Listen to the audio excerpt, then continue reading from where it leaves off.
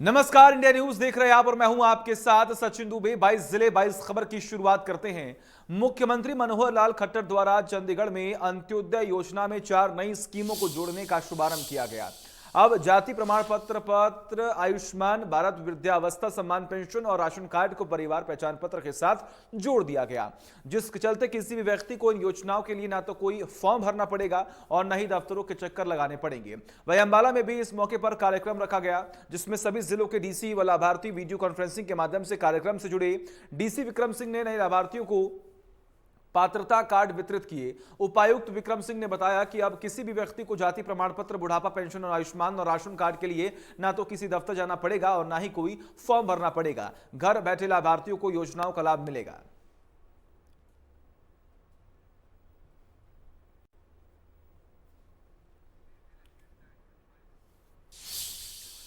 और वही चंडीगढ़ और एसवाईएल को लेकर हरियाणा और पंजाब में सियासत चरम पर है। हरियाणा के कृषि मंत्री जेपी दलाल ने तो पंजाब सरकार पर झूठे दावे कर सत्ता में आने और दावे पूरे न होने पर चंडीगढ़ के बहाने लोगों को गुमराह करने के गंभीर आरोप लगा दिए हैं। हमारे दक्षिण हरियाणा में विशेषकर दशकों से इंतजार है कि एसवाईएल का पानी आएगा। हमारी धरती प्यासी है, बहुत सारी जगह तो गर्मियों में पीने का पानी भी नहीं होता और ये पानी कभी कभी तो ज़्यादा हो जाता है तो पाकिस्तान में चला जाता है। और हमारा बड़ा भाई है पंजाब, वो हमें इतने सालों से पानी नहीं दे रहा है और अब एक नई समस्या पैदा कर दी कि चंडीगढ़ पे भी अपना दावा जता दिया, जबकि ये सबको पता है कि एसवाईएल पर हमारा हक है, सुप्रीम कोर्ट के द्वारा स्थापित है और जितने ट्रिब्यूनल आए उन्होंने चंडीगढ़ पे हमारा जो है 60-40 की रेशो स्थापित कर दी। हिंदी भाषी का गाँव हरियाणा को दिए थे, लेकिन पंजाब में झूठ बोल करके, झूठे वायदे करके जो नई नई सरकार आई थी वो उनको पूरा नहीं कर रही, इसलिए वो लोगों को भ्रमित करने के लिए नई समस्या। बहादुरगढ़ की अनाज मंडी में भ्रष्टाचार मामला सामने आया। 50,000 रुपए की रिश्वत नहीं दी गई तो मार्केट कमेटी के अधिकारियों ने 6 आड़तियों को लाइसेंस रिन्यू नहीं किया। अनाज मंडी के 6 आड़ती खरीद प्रक्रिया से बाहर हो गए। मार्केट कमेटी के सचिव और ऑक्शन रिकॉर्डर अब कह रहे हैं कि इन आड़तियों के पास आने वाले किसानों की गेहूं को दूसरे आड़तियों के खाते में खरीद सकते हैं। शिकायत मिली तो एसडीएम मौके पर पहुंचे और मार्केट कमेटी के सचिव की जमकर फटकार लगाई। एसडीएम भूपेंद्र सिंह ने मार्केट कमेटी के अधिकारी को शोकॉज नोटिस भी जारी किया। एसडीएम का कहना है कि जो भी दोषी होगा उसके खिलाफ सख्त एक्शन लिया जाएगा।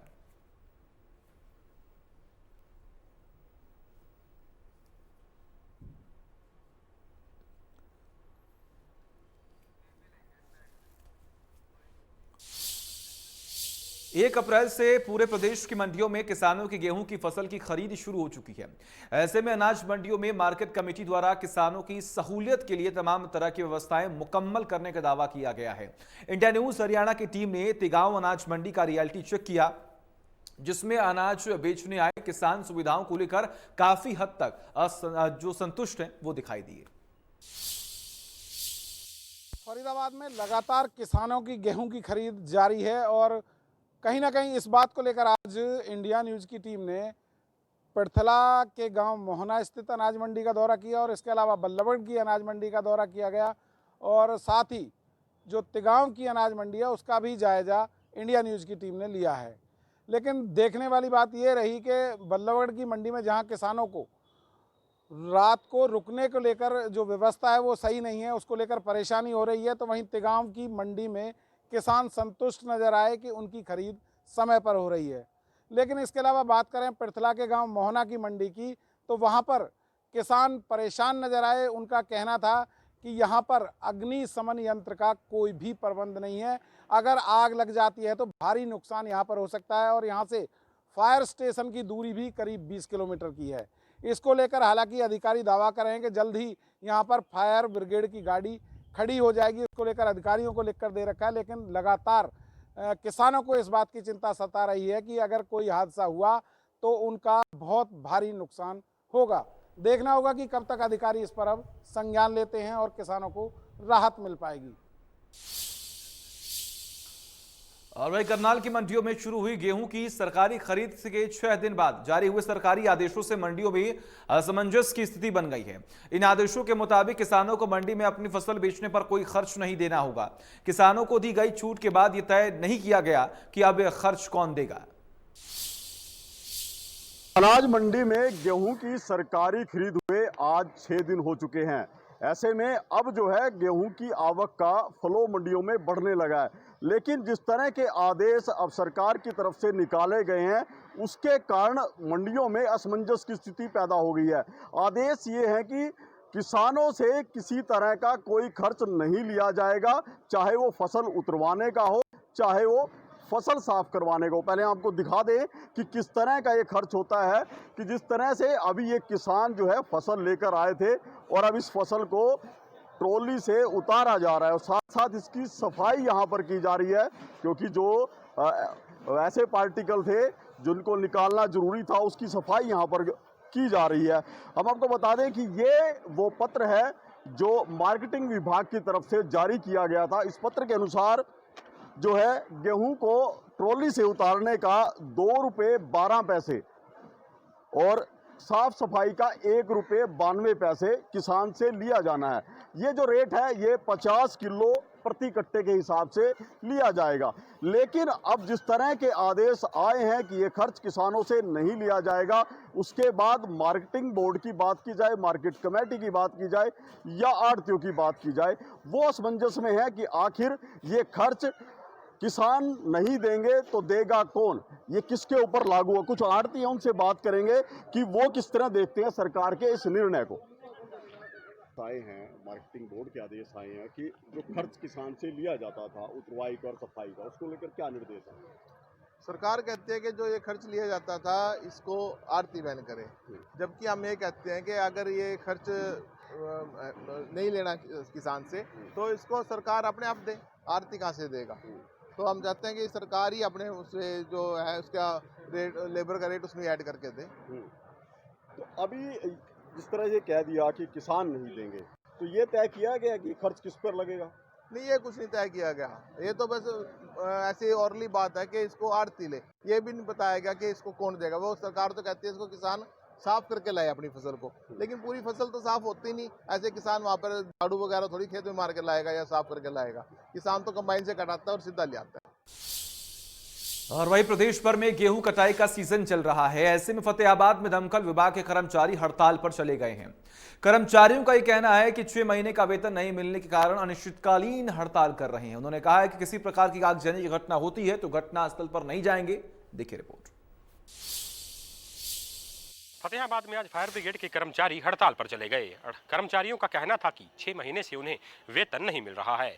फतेहाबाद के 7 सेंटरों में करीब 86 कर्मचारी हैं और आज उनके द्वारा सेवाएं पूरी तरह से बंद रखी गई। हालांकि कर्मचारियों ने ये जरूर कहा कि गेहूं की कटाई का सीजन चल रहा है और अगर किसी किसान के खेत में अनाज में आग लगती है तो वह उसे जरूर बुझाएंगे, लेकिन जब तक उन्हें सैलरी या वेतन नहीं मिलेगा तब तक वह हड़ताल जारी रखेंगे। कर्मचारियों ने कहा कि वह लगातार अधिकारियों से गुहार लगा रहे थे, लेकिन हर बार उन्हें आश्वासन मिल जाता था। यही कारण रहा कि 6 महीने बीत जाने के बाद भी वेतन नहीं मिला, लेकिन अब उनके घर का खर्चा चलना भी मुश्किल हो गया है और उन्हें आर्थिक तंगी से जूझना पड़ रहा है। अब जब तक उन्हें सैलरी नहीं मिलेगी उनकी हड़ताल जारी रहेगी। फतेहाबाद से इंडिया न्यूज हरियाणा के लिए जितेंद्र मोंगा।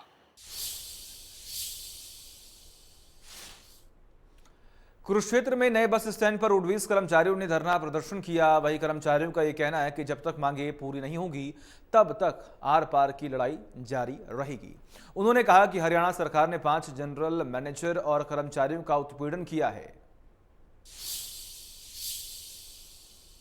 कुरुक्षेत्र के नए बस अड्डे पर आज परिवहन कर्मियों ने 2 घंटे की सांकेतिक हड़ताल की।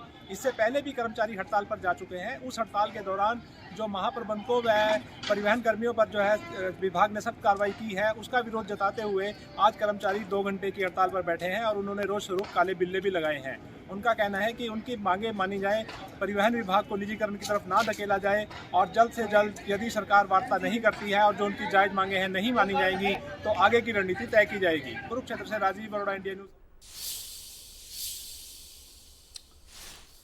हरियाणा सरकार की तरफ से नियम 134 को खत्म कर दिया गया। वहीं दूसरी तरफ अब आरटीआई के तहत कमजोर वर्ग के बच्चों को मुफ्त शिक्षा देने के लिए शेड्यूल जारी कर दिया गया।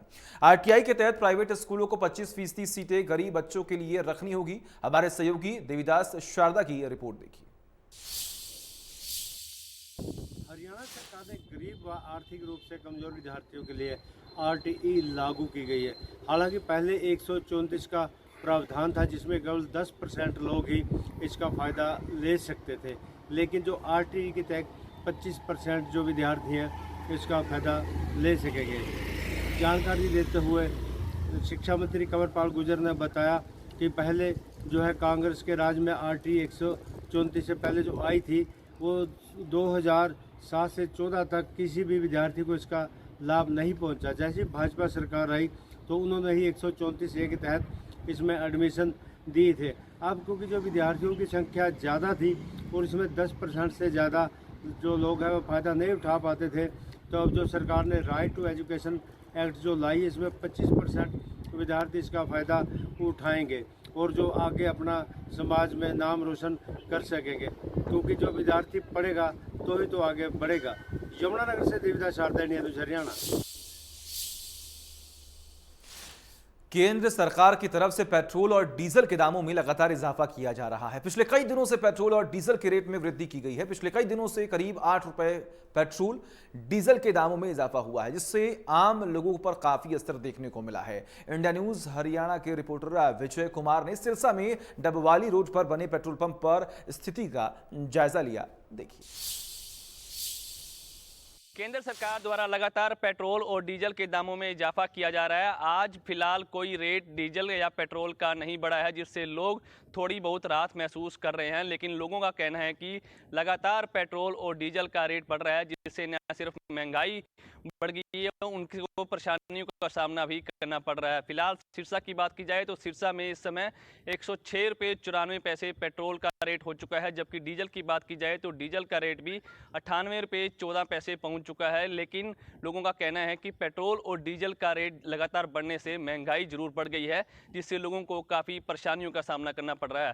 हालांकि पेट्रोल पंप संचालकों का भी कहना है कि पेट्रोल और डीजल के रेट बढ़ने से उनकी सेल पर भी काफ़ी प्रभाव पड़ा है। जो व्यक्ति पहले 500 रुपये का तेल डलवाता था, लेकिन आज के समय में 100 रुपये का तेल डलवाकर ही गुजारा कर रहा है, जिससे उनकी सेल पर भी काफ़ी असर देखने को मिल रहा है। सिरसा से विजय कुमार, इंडिया न्यूज़ हरियाणा। सोनीपत में एक पिता ने झूठी शान की खातिर 13 साल की छात्रा की गला घोंटकर हत्या कर दी। उसके संबंध में गांव के ही दूसरे संप्रदाय के युवक से थे। जानकारी होने पर परिवार के लोगों ने उसको समझाया, लेकिन वह नहीं मानी। उसके बाद पिता ने उसकी गला घोंटकर हत्या कर दी। एक गुप्त सूचना के आधार पर पहुंची पुलिस ने पोस्टमार्टम कराया। पोस्टमार्टम में हत्या की पुष्टि होने पर उसके पिता को हिरासत में भी ले लिया गया है। पूछताछ जारी है। देखिए रिपोर्ट। सोनीपत में सदर थाना के अंतर्गत एक पिता ने अपनी बेटी को गला दबाकर हत्या कर दी थी और उसके बाद अब पुलिस ने आरोपी को गिरफ्तार कर लिया है और गिरफ्तार आरोपी को कोर्ट में पेश करके 1 दिन के रिमांड पर लिया है ताकि अन्य गिरफ्तारी हो सके। गौरतलब है कि सोनीपत के गांव बदाड़ा में एक पिता ने अपनी बेटी को किसी युवक के साथ फ़ोन पर चैटिंग करते हुए देखा था, तो ये बातें उसके पिता को बर्दाश्त नहीं हुई और उसने अपनी बेटी का गला दबाकर हत्या कर दी और पुलिस को सूचना ये दी गई कि उसकी एक प्राकृतिक मौत है। लेकिन पुलिस को इसमें शक हुआ और इन्वेस्टिगेशन में ये निकल कर आया कि जिस प्रकार से लड़की के गले पर निशान थे, तो उससे ये अनुमान लगाया गया कि यह एक मर्डर है और जिस प्रकार से पूरे मसले को लेकर अब पुलिस ने गुत्थी सुलझा ली है और आरोपी को भी गिरफ्तार कर लिया है। 1 दिन के रिमांड पर रखा गया है, लेकिन अन्य आरोपियों की गिरफ्तारी अभी होना बाकी है। रिमांड की अवधि के दौरान कई खुलासे हो सकते हैं। सोनीपत से इंडिया न्यूज़ हरियाणा के लिए राम।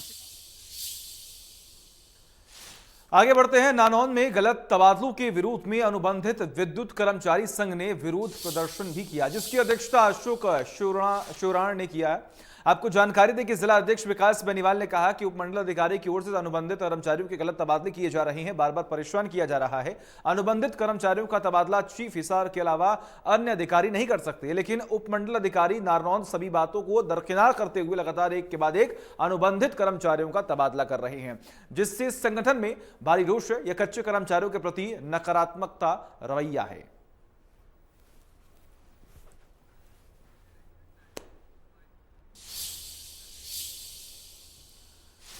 गुरुग्राम में तहसीलों में भ्रष्टाचार को रोकने के लिए सरकार की तरफ से अब टोल फ्री नंबर जारी कर दिया गया है। जिला उपायुक्त गुरुग्राम ने आदेश जारी कर दिए गए कि सभी तहसील ऑफिस में इस नंबर को चस्पा कर दिया जाए। पिछले काफी समय से लगातार हरियाणा में तहसील के दुष्प्रचार को लेकर सवाल उठ रहे थे और इसी को मद्देनजर रखते हुए हरियाणा सरकार की तरफ से एग्रीकल्चर लैंड में छोटे प्लॉट्स पर पहले ही रजिस्ट्री पर रोक लगा दी गई थी। इसके बाद सीनियर IAS अधिकारी अशोक खेमका ने मुख्यमंत्री को एक पत्र लिखा था जिसमें तहसील में भ्रष्टाचार की बात कही गई थी। वहीं हरियाणा सरकार की तरफ से रजिस्ट्री में हो रहे भ्रष्टाचार को रोकने के लिए हरियाणा सरकार ने 1800180237 टोल फ्री नंबर को जारी कर दिया। यदि पूरे हरियाणा में किसी भी तहसील में कोई व्यक्ति भ्रष्टाचार का सामना करता है तो वह इस टोल फ्री पर कॉल करके शिकायत दे सकता है।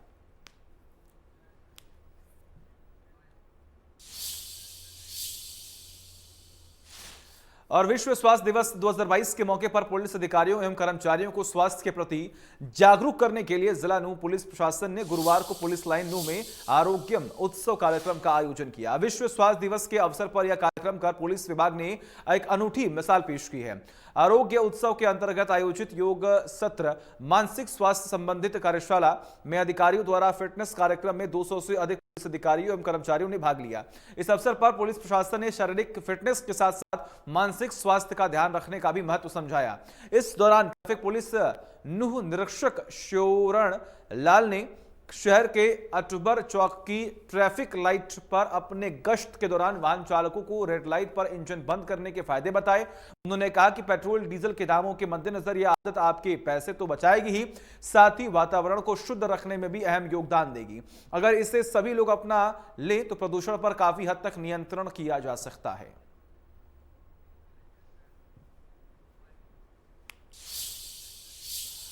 और जींद में जिला मुख्यालय स्थित नागरिक अस्पताल में बीते दिन विश्व स्वास्थ्य दिवस पर जागरूकता शिविर का आयोजन किया गया। शिविर की अध्यक्षता CMO डॉक्टर मंजू काद्यान और PMO डॉक्टर लोकवीर सिंह ने की। इस दौरान NCD प्रभारी और deputy CMO dental doctor Ramesh Panchal ने आमजन को स्वास्थ्य के प्रति जागरूक किया। CMO डॉक्टर मंजू काद्यान ने कहा कि विश्व स्वास्थ्य दिवस एवं वैश्विक स्वास्थ्य जागरूकता दिवस है जो हर साल 7 अप्रैल को मनाया जाता है। इस वर्ष विश्व स्वास्थ्य दिवस की थीम हमारा ग्रह हमारा स्वास्थ्य है। इस थीम का उद्देश्य हमारे ग्रह और उसमें रहने वाले मनुष्यों की भलाई की ओर वैश्विक ध्यान आकर्षित करना है। वह deputy CMO doctor Ramesh Panchal ने कहा कि कार्यक्रम की थीम स्वस्थ वृद्धि खुशहाल वृद्धि के तहत लगभग 300 बुजुर्ग मरीजों के स्वास्थ्य परीक्षण का जांच की गई, जिसमें मरीजों के BP, शुगर सहित मुंह की जांच की गई और उनका उपचार किया गया। कार्यक्रम में आए कैंसर मरीजों को एक छतरी और सभी अस्पताल कर्मचारियों को स्वास्थ्य जागरूकता स्लोगन छपी लगभग 100 टी-शर्ट वितरित की गई है।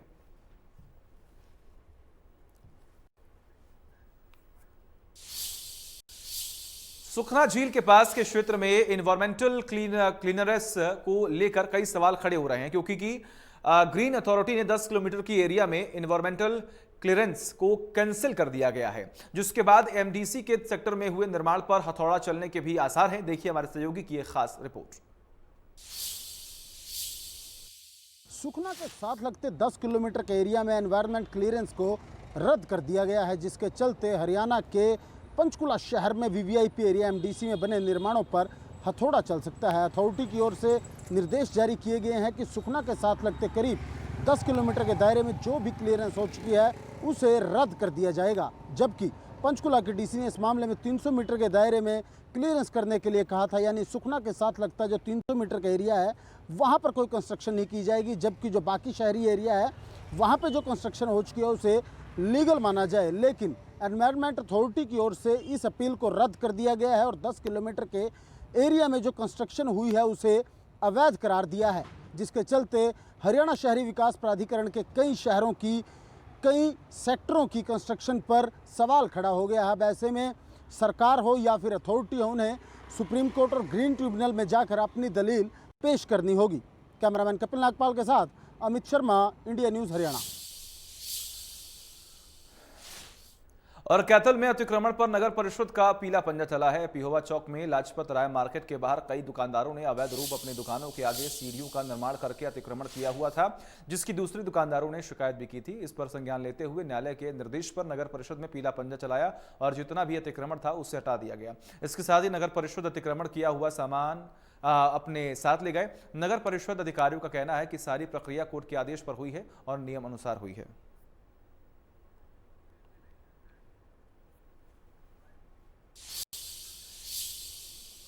विश्व स्वास्थ्य दिवस पर ट्रैफिक पुलिस ने सड़क सुरक्षा सप्ताह मनाया।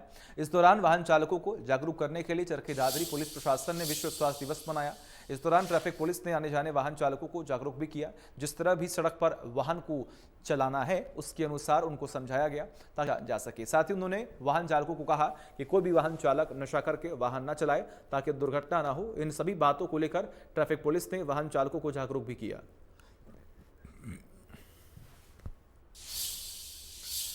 और पलवल के हथीन एवीटी स्टाफ की टीम ने अलग अलग जगह से लाखों रुपए के 105 चोरी शुदा मोबाइल सहित 2 आरोपियों को गिरफ्तार किया। आरोपियों के पास से 105 मोबाइल बरामद किए गए, जिसकी कीमत बाजार में लगभग 20 लाख रुपए बताई जा रही है। इसके साथ ही पुलिस ने आरोपियों से एक देशी पिस्तौल और 2 कारतूस भी बरामद किए। पूछताछ में आरोपियों ने अपना नाम नीरज निवासी मालपुरा जयपुर और भरत निवासी भरोड़ अलवर बताया। आरोपी नीरज के कब्जे से एक पिस्तौल, देसी 315 बोर और 25 मोबाइल फोन बरामद हुए।